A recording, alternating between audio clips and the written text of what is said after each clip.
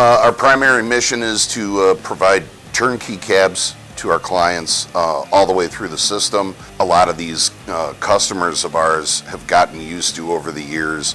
They would receive a bare cab from a company and they would have to populate it. What ADC and GS is doing is they're providing all of that in one package so that when it arrives at the customers, it's as clean of an installation and as quick of an installation on the machine as possible. We converse with the clients, we find out what they want, what they don't want, and we manufacture and design the cabs specifically to their requirements, where they historically would have to shoehorn what they want into the cab that they're looking for. We take all of that shoehorning out of the situation because of the communication back and forth and the interaction with the customers.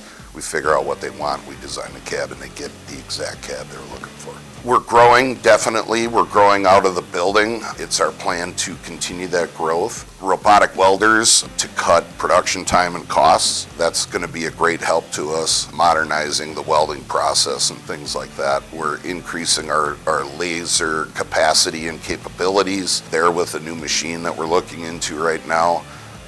And that again is going to cut production time greatly with greater technology being put to use.